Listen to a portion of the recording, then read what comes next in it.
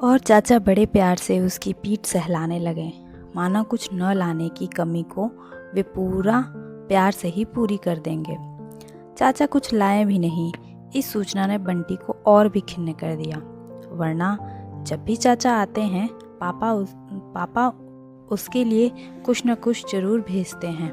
और शायद यही कारण है कि चाचा उसे अच्छे लगते हैं। चाचा का आना अच्छा लगता है। जो बंदूक तुम्हारे लिए भेजी थी वह तुम्हें पसंद आई?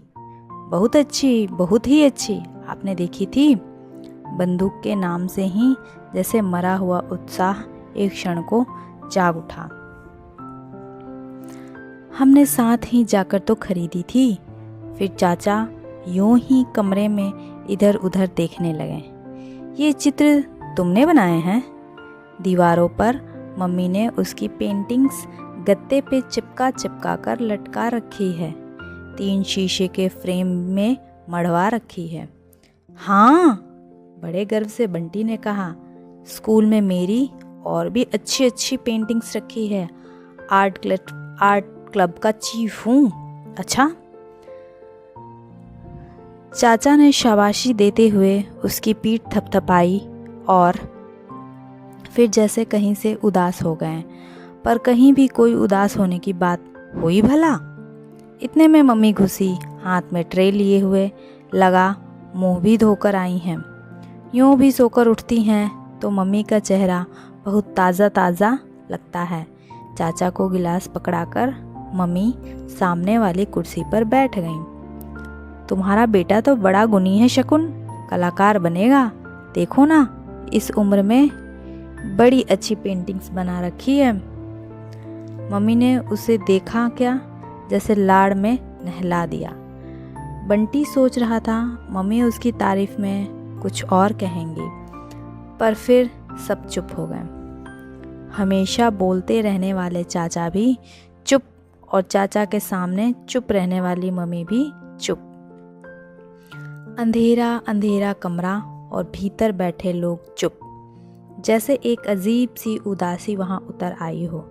चाचा कभी एक घूंट पीते हैं, कभी उसकी ओर देखते हैं, तो कभी खिड़की की ओर, पर खिड़की तो बंद है, उस पर पर्दा पड़ा है, वहाँ तो देखने को कुछ भी है ही नहीं। मम्मी एकटक ज़मीन ही देखे जा रही हैं, और वह है कि कभी मम्मी को देखता है तो कभी चाचा को।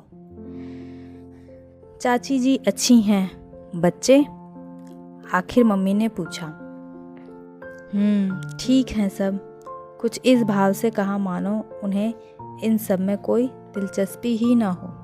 तुम गर्मियों की छुट्टियों में कहीं बाहर नहीं जा रही हो इस बार? नहीं, एक तो पहले से कहीं जगह का इंतजाम नहीं किया, यूं भी इस बार यहीं रहने का इरादा है। मम्मी पापा की बात क्यों नहीं पूछ रही है? लड़ाई में क्या बात भी नहीं पूछते हैं?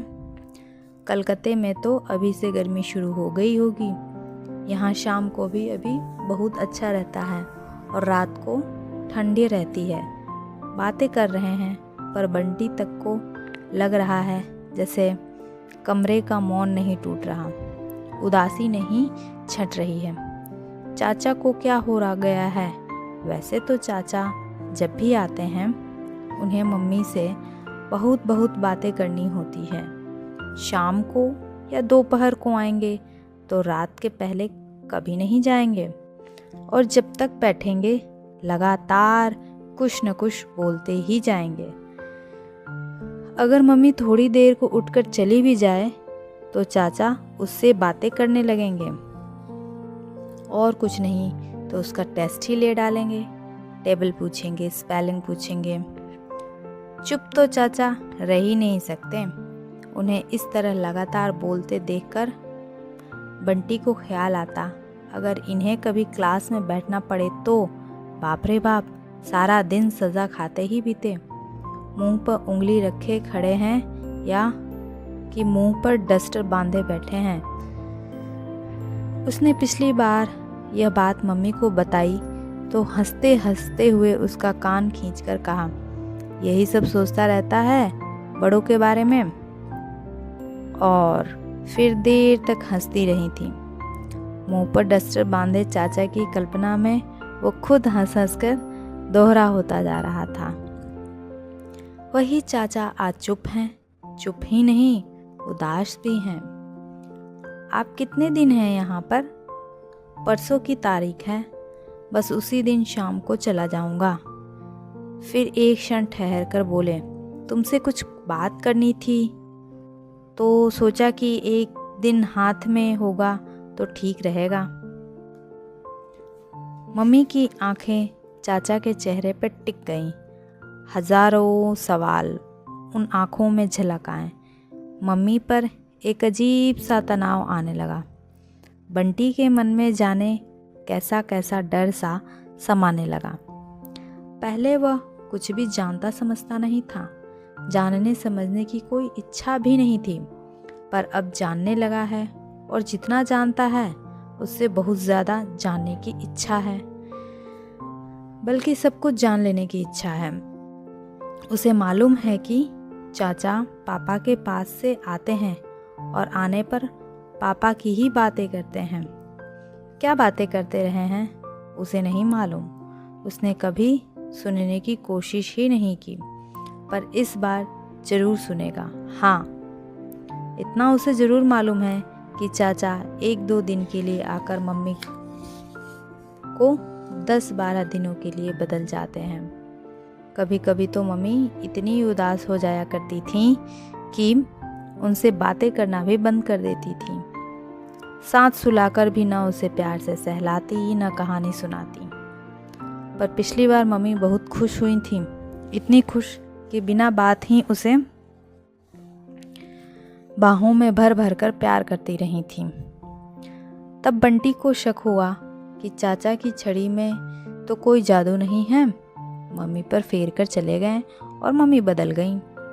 तब उसने चुपचाप छड़ी को अपने ऊपर फिरा कर देखा, फूफी पर भी फिरा कर देखा, पर उनको तो कुछ नहीं हुआ। नहीं, छड़ी में नहीं, चाचा की बात में ही कुछ होता है। आज पता नहीं कैसे बात करेंगे, उसके बाद मम्मी खुश होंगी या उदास। इस बार वह सारी बात ध्यान से सुनेगा। उसने एक उड़ती सी नज़र मम्मी पर डाली। मम्मी की आंखें वैसे ही चाचा पर टिकी हुई हैं, आंखों में वैसे ही सवाल झूल रहे हैं, पर चाचा हैं कि चुप, बोलते क्यों नहीं? बात करनी है तो करें बात। वहाँ खिड़की में क्या देखे जा रहे हैं? बात वहाँ लिखी हुई नहीं है। शकुन। चाचा बोले नहीं, जैसे शब्दों को किसी तरह ठेला। कैसी मरी मरी आवाज़ निकल रही है आज उनकी। टकटकी लगाए लगाए मम्मी की आंखें जैसे पत्थर आ गई हैं। बस मूर्ति की तरह वे बैठी हैं, मानो सांस भी नहीं ले रही हूँ। वह चाहता है कि अब इस सारी बात की कानूनी कार्रवाई भी कर डाली जाए। चाचा का स्वर कैसा बिखर बिखर रहा है। यही बात कहनी थी चाचा को, पर इसका मतलब वह तो पापा हैं। बात भी पापा की ही है, पर क्या है कुछ समझ में नहीं आया। तो क्या इसलिए आपको यहाँ भेजा है? मम्मी का चेहरा ही नहीं, उनकी आवाज़ भी सख्त हो गई है। वही प्रिंसिपल वाला चेहरा। नहीं नहीं, मैं तो अपने काम से आया था, पर जब आने लगा तो उसने मुझे तुमसे इस विषय में बात करने को कहा था। मैं नहीं आता तो वो खुद शायद तुम्हें लिखता। इसका मतलब चाचा मिलकर आए हैं पापा से। अभी अभी उनसे कहा था कि आने से पहले मिला नहीं। चाचा इतने बड़े होकर भी झूठ बोलते हैं। उसे बड़ों की बात के बीच में नहीं बोलना चाहिए, वरना वह अभी पूछता। चाचा ने शरीर ढीला छोड़कर पीठ कुर्सी पर टिका दी और आंखें मूंद ली, जैसे बहुत बहुत थक गए हों।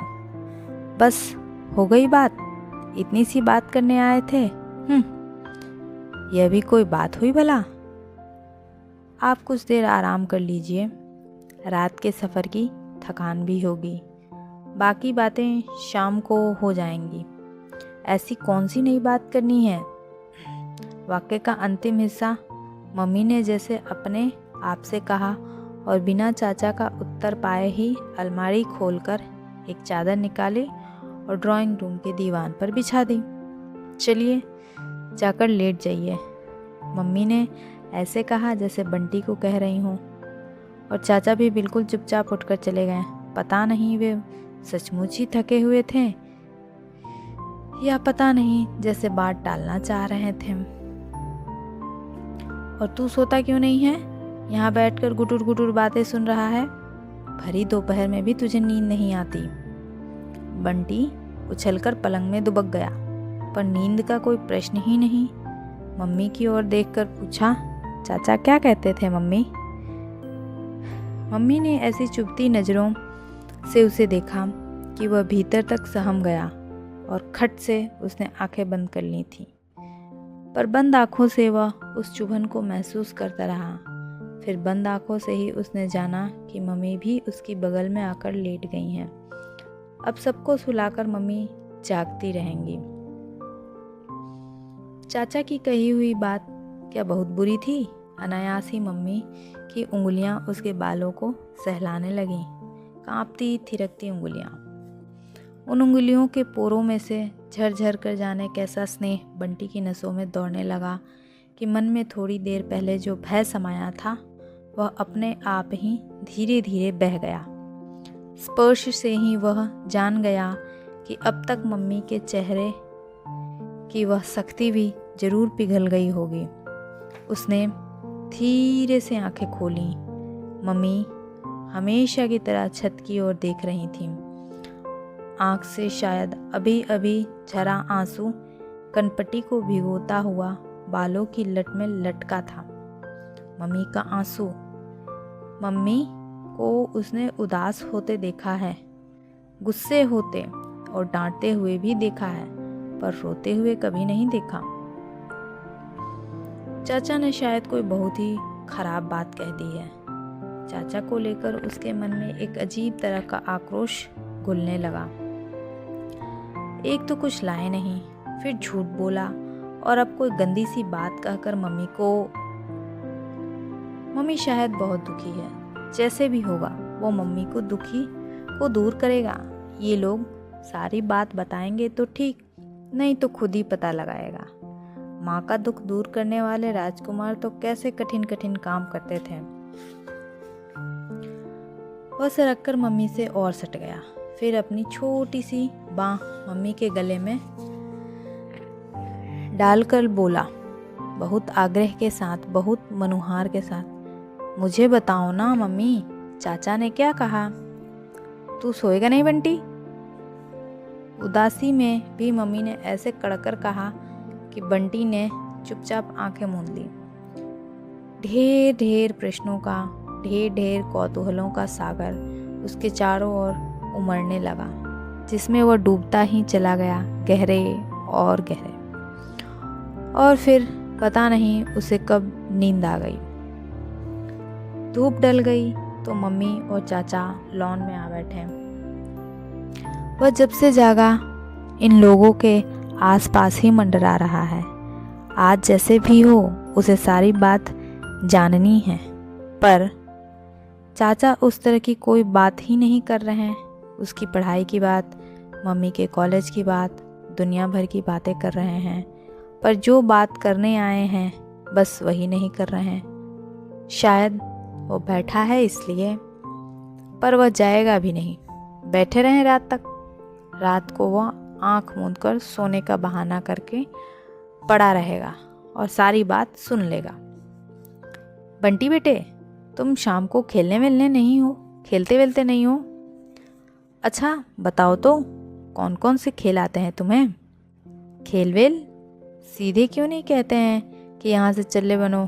ठीक है, मैं चला ही जाता हूँ, मेरा क्या, मत बताओ मुझे। मम्मी भी ऐसे देख रही हैं मानो मेरे जाने का इंतजार कर रही हो। बंटी बिना एक शब्द भी बोले भीतर आ गया, पर मन उसका जैसे वहीं अटका रह गया। नहीं, वह जरूर सुनेगा। मेहंदी की मेड़ के किनारे किनारे घुटनों के बल चलकर वह फिर वहीं आ बैठ गया। चाचा की कुर्सी के पीछे मोरपंखी का जो पौधा है उसके पीछे दुबक कर बैठ जाए तो कम से कम चाचा की बात तो सुन ही सकेगा। बात तो उन्हें ही करनी है, कहीं मम्मी या चाचा ने देख लिया तो। बाप रे, इस बात से मन भीतर तक कांप गया। तभी भीतर से मन ने धिक्कारा, बस इसी बूते पे कुछ करना चाहते हो? राजकुमार तो राक्षसों के महल में तक घुस गए, बड़ी बड़ी मुसीबतें उठा ली और तुम कुर्सी के पीछे तक नहीं जा सकते। आखिर हिम्मत करके बिना जरा भी आवाज किए पहले मोरपंखी के घने घने पौधों के पीछे आया और फिर सरक कर चाचा की कुर्सी के पीछे। कुछ बड़ा काम कर डालने का संतोष भी मन में था और कुछ बुरा काम करने का डर भी तो, पर नहीं, मम्मी को दुख दूर करने के लिए शायद सभी को सभी तरह के काम करने पड़ते हैं। यह मम्मी का काम है, अच्छा काम। मम्मी कुछ बोल रही हैं शायद। कितना धीरे बोलती हैं मम्मी, कुछ भी तो सुनाई नहीं दे रहा। नहीं, शायद कोई कुछ बोल ही नहीं रहा। अजीब बात है। शकुन, ठीक है, खूब साफ सुनाई दे रहा है, पर चाचा रुक क्यों गए? फिर सब चुप। शकुन जिंदगी चाहने का नाम नहीं है। लो, अब आवाज इतनी धीरे कर दी कि ठीक से कुछ सुनाई नहीं दे रहा। बार बार जिंदगी जिंदगी कर रहे हैं, पापा की बात ही नहीं कर रहे हैं। बंटी थोड़ा और पास सरका। अब शायद मम्मी बोल रही हैं, खूब धीरे बोल रही हैं, फिर भी सुनाई दे रहा है। अपनी मम्मी की तो धीरे से धीरे बात, कही हुई बात भी वह सुन सकता है, समझ सकता है। उम्मीद का प्रश्न ही नहीं उठता। वकील चाचा, उम्मीद न तो पहले थी और न अब। नहीं, ऐसी बात नहीं है। शुरू के 3-4 साल तक तो मुझे बहुत उम्मीद थी, खासकर बंटी के प्रति उसका रुख देखकर। बच्चे, पता नहीं बीच बीच में क्या बोलते जा रहे हैं। मेरे बारे में बोलते बोलते सीमेंट की बातें करने लगे। एकाएक ख्याल आया, टीटू को ले आता और शायद सारी बात समझ लेता, पर नहीं, अपने घर की बात सबको नहीं बतानी चाहिए। मीरा के साथ तो उसका खूब अच्छा है, यू नो, शी इज।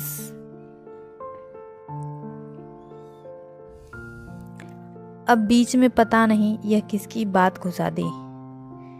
चाचा को कभी इम्तिहान देना हो तो एकदम अंडा लिखना है कुछ और आप इधर उधर लिख रहे हैं। मम्मी तो शायद कुछ बोल ही नहीं रही, ये बोलने ही नहीं देंगे। दोपहर में तो गर्मी और थकान के मारे शायद बोलती बंद हो रही थी, अब तो फिर पहले की तरह चालू हो गए। भले ही बोलें, पर ऐसी बात तो बोलें जो समझ में आए। तभी मम्मी की आवाज़ सुनाई दी। बात तो कुछ समझ में नहीं आ रही, बस यह पता लग रहा है कि आवाज़ खूब सख्त है। चेहरा भी ज़रूर सख्त हो गया होगा। मन हुआ कि एक बार देख ही ले। पीछे बैठते समय जो डर लगा था, वो डर अब धीरे धीरे दूर हो गया था और अब जैसे हौसला बढ़ रहा था। वह कुर्सी से एकदम सट गया। मैं क्या जानता नहीं, इसलिए तो कह भी दिया। कोई और होता तो कभी बीच में नहीं पड़ता। अजय ने दस्तखत करके फॉर्म दे दिया, कल तुम भी उस पर दस्तखत कर देना। मैं कचहरी में जमा करके जल्द ही कोई तारीख देने के धत तेरे की। ये वकील चाचा भी ये घनचक्कर हैं। पापा मम्मी की बात में अपनी कचहरी तारीख जरूर लाएंगे। वकील की दुम। लो, अब कोई कुछ बोल ही नहीं रहा। दोनों गुमसुम होकर के बैठे हैं। बंटी का मन हुआ वहाँ से सरक ले। ऐसे तो कुछ भी समझ नहीं आएगा। जो कुछ पूछना है मम्मी से पूछेगा। क्या बताएं, कुछ भी समझ में नहीं आता है। लगता है जब एक बार धुरी गड़बड़ा जाती है तो जिंदगी लड़खड़ा ही जाती है, फिर कुछ नहीं होता, कुछ भी नहीं। और जाने कैसे अचानक चाचा का लंबा सा हाथ पीछे को लटका और बंटी के सिरे से सिर से टकरा गया। बंटी एकदम सकपका गया। ये चाचा भी अजीब हैं। बात करनी है सीधे तरह से करो, इतना हाथ पैर नचाने की क्या जरूरत है। अरे यह क्या बंटी, तुम यहाँ क्या कर रहे थे? बंटी को काटो तो खून नहीं, छिपकर बातें सुन रहे थे। चाचा मम्मी की ओर इस तरह देख रहे हैं जैसे बंटी नहीं, मम्मी चोरी करते हुए पकड़ी गई हों। बंटी ने नजरें झुका ली। जरूर मम्मी भी वैसी सख्त नज़रों से उसे देख रही होंगी। उसकी हिम्मत नहीं हो रही कि आंख उठाकर एक बार भी देख ले। उसकी आंखें ही नहीं, उसका सारा शरीर भी जैसे जहाँ का तहाँ जम गया। भीतर से बस एक धिक्कार सा उठ रही है, पता नहीं अपने लिए, पता नहीं चाचा के लिए। अच्छा है चाचा, मैं तो खुद चाहती हूँ कि अब यह सब कुछ जान ले। आखिर कब तक इससे छिपा कर रखा जा सकता है। अब इसके मन में यह बात बहुत घुमड़ने लगी है आजकल। बंटी जैसे उबर आया। मन हुआ दौड़कर मम्मी के गले से लिपट जाए, कह दे चाचा को कि मम्मी तो अब उसे सब कुछ बताएगी, अब आप क्या कर लेंगे। हाँ हाँ, बताने जानने को कौन मना करता है, पर ठीक से जाने। मेरा मतलब था ये छिपकर सुनने की आदत ठीक नहीं है। फिर आवाज़ को बहुत मुलायम बनाकर बोले, बंटी बेटे जाओ खेलो, अच्छे बच्चे हर समय बड़ों के बीच में नहीं बैठते हैं। और बंटी तो बहुत अच्छा, क्लास में इतने अच्छे नंबरों से पास होता है, इतनी बढ़िया ड्राइंग बनाता है। बंटी ने फिर मम्मी की ओर देखा, शायद वे उसे अपने पास बैठने को ही कह रहे। टीटू के साथ खेलने नहीं जाएगा बंटी? मम्मी ने बहुत धीरे से पूछा। मम्मी का चेहरा ही नहीं, मम्मी की आवाज़ भी बहुत उदास होने लगी थी। मैं तो अपने पौधों को पानी दे रहा था मम्मी। रुआंसू सी आवाज़ में बंटी ने एक बार जैसे अपने ओर से यहाँ सफाई दी। अच्छा, पानी देते हो अपने पौधों को? बहुत अच्छे हो बच्चे, शाबाश।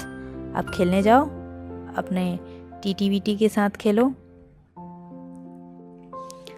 बंटी ने मन ही मन जीभ चढ़ाया चाचा को। नाम तक तो लेने आता नहीं, टीटी हो गया।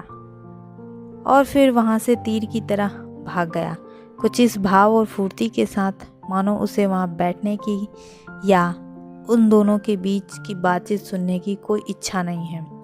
वो तो बस यूं ही बैठ गया था, रखे अपनी बात अपने पास।